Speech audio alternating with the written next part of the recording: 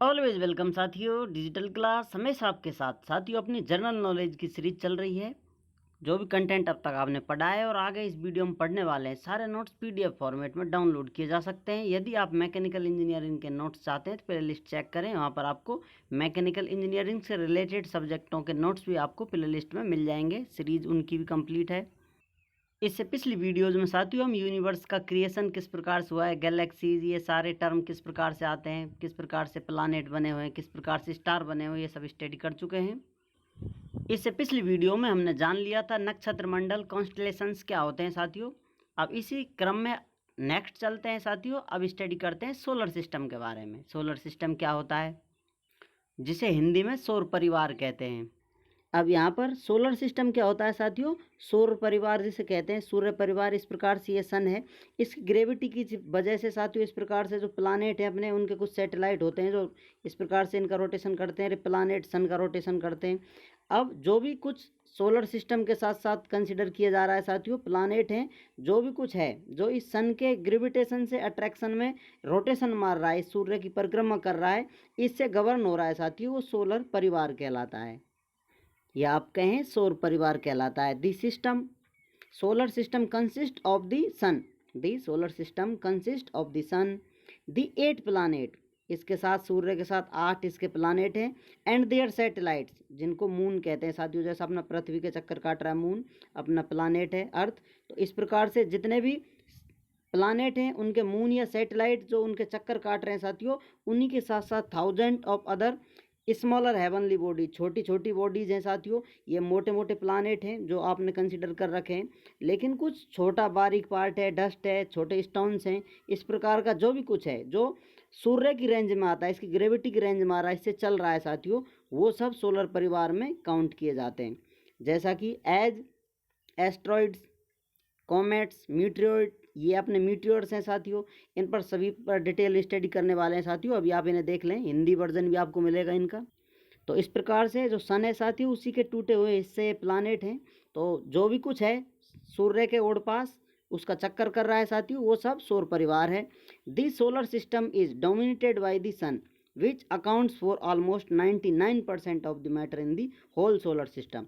इस प्रकार साथियों, जैसा आपको बताया था, सोलर सिस्टम में जो भी कुछ मैटर है 99% उसका सन में है साथियों। उसके बाद कुछ ये जो पॉइंट बचा हुआ है साथियों, तो ये 0 पॉइंट आप लेकर जाएंगे इसको 01 में, या आप कहें इस परसेंटेज के बाद जो कुछ बचता है वो प्लानेटों में बना हुआ है। तो इस प्रकार से सन में सबसे ज़्यादा आपको मास, या कहें इसका मैटर एनर्जी इंक्लूड है। उसके बाद बचा कुचा बहुत ही स्मॉल पोर्शन है जो अपने प्लानेट सैटेलाइट बने हुए हैं उससे। तो इस डाटा से आप पता चला सकते हैं साथियों, अनुमान लगा सकते हैं कि कंपैरिजन करें आप सन से। इस प्रकार से अपना ये सन है तो साथियों इसके प्लानेट किस प्रकार होंगे, इन डॉट डॉट लाइन होगी बराबर। सोलर सिस्टम से रिलेटेड कुछ इंपॉर्टेंट पॉइंट और नोट करना चाहते हैं तो स्पेस अवेलेबल है आपके लिए। ये स्पेस साथियों किसी अपडेट के लिए होता है, बाकी जो डाटा आपको पढ़ाया जा रहा है ये काफ़ी है, इनफ है किसी स्पेशल टॉपिक या पॉइंट के लिए जो आपको कंपटीशन में पूछा जाएगा। डीप स्टडी के लिए स्पेशल सब्जेक्ट चूज किए जाते हैं साथियों, उनमें बहुत बारीकी से डेप्थ में जाकर स्टडी की जाती है। वहाँ उस सब्जेक्ट के अलग लेवल के क्वेश्चन आते हैं। जनरल नॉलेज के कुछ सामान्य क्वेश्चन होते हैं जो आपको बेसिक सी जानकारी होनी चाहिए।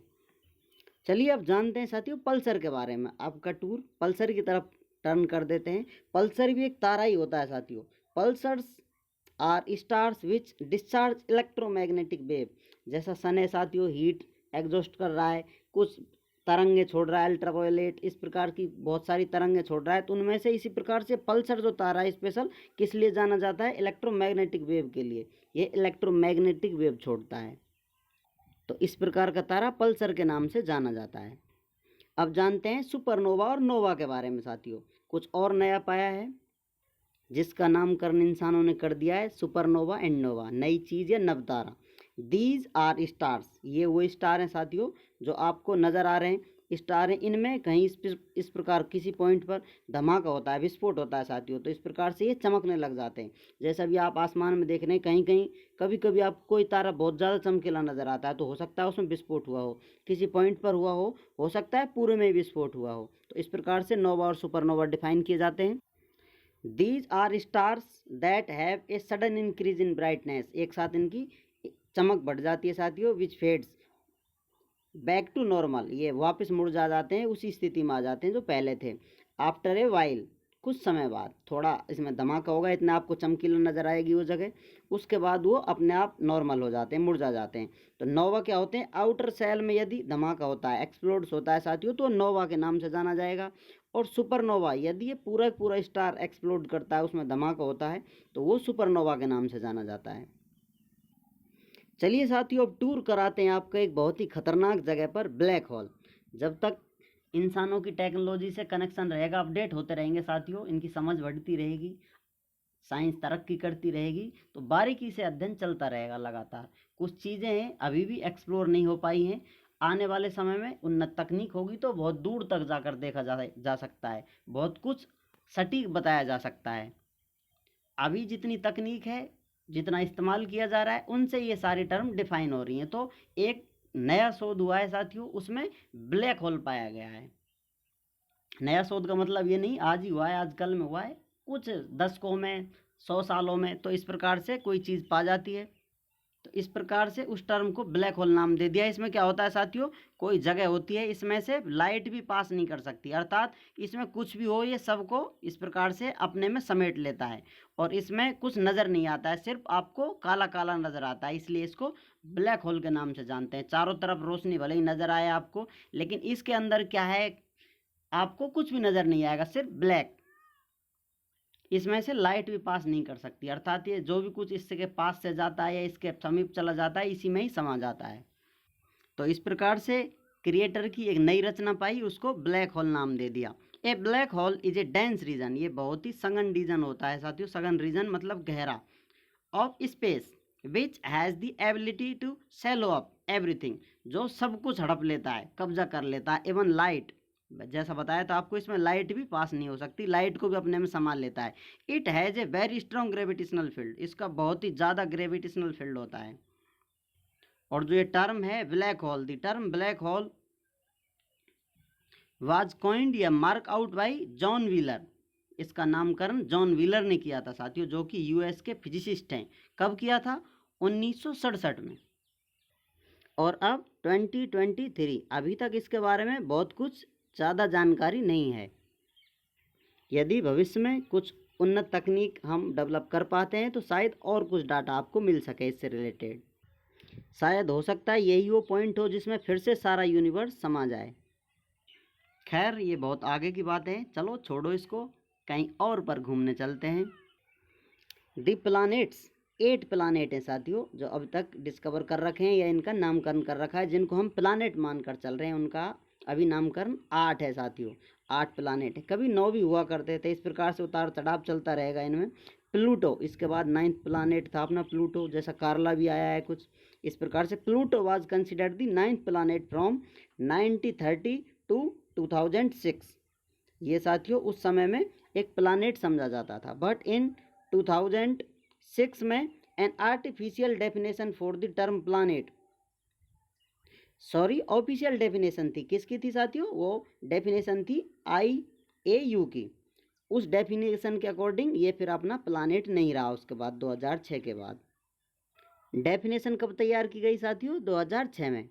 An official definition for the planet, ये जो टर्म है प्लानेट, इसके लिए official definition was created by the international astronomical union, IAU के द्वारा डेफिनेशन तैयार की गई, उसमें ये फिट नहीं होता। And under this Pluto was categorize as dwarf planet, तो इस प्रकार से उस डेफिनेशन से इस प्लानेट को हटाकर ड्वार्फ प्लानेट या बोना प्लानेट कर दिया गया। 2006 से पहले ये राजा होने का काफ़ी आनंद ले रहा था साथियों, 1930 से लगातार 2006 तक ये राजा बना हुआ था, लेकिन एक साथ इसकी आंखें खुली, सपने से बाहर आया तो इसे पता चला हम राजा ना थे ना हैं, समझ लो इसके साथ इंसानों ने खिलवाड़ किया है। छोड़िए उसे, अब एस्ट्रॉइड से मिलाते हैं आपको। क्षुद्र ग्रह या तारा रूप होता है एक तरह से, बहुत छोटा ग्रह जैसे कह सकते हैं, इसको ही साथियों माइनर प्लानेट के नाम से जानते हैं, प्लानेटॉइड के नाम से भी जानते हैं। तो जो एस्ट्रॉइड्स होते हैं इनको क्षुद्र ग्रह हिंदी में कहते हैं। ये asteroids are small rocky elements that are too small to be called planet. They are usually fragments of planets which can be found between the orbit of Mars and Jupiter.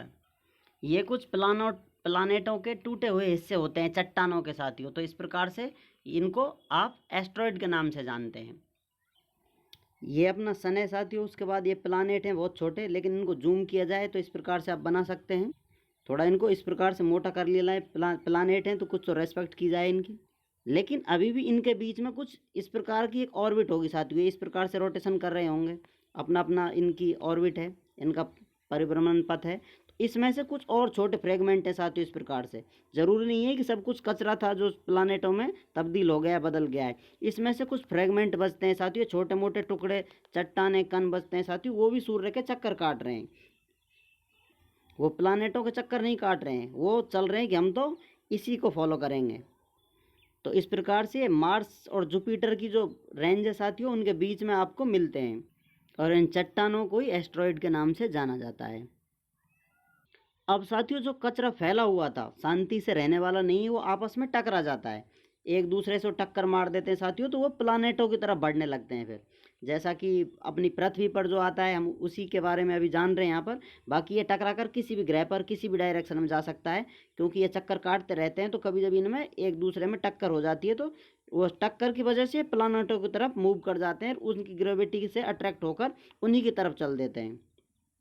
अब इनको ही फिर म्यूटियोर्स के नाम से जाना जाएगा, जिनको म्यूटियोर्स आप हिंदी में उल्काएं कहते हैं, या कहें टूटता हुआ तारा। क्योंकि ये पृथ्वी की तरफ आते हैं तो जो पृथ्वी का एटमॉस्फेयर है साथियों, उनमें घर्षण करता है, वायु से फ्रिक्शन होता है इनमें, तो ये जलने लग जाते हैं, और वहीं एटमॉस्फेयर ऊपर इनको ख़त्म कर देता है जलाकर।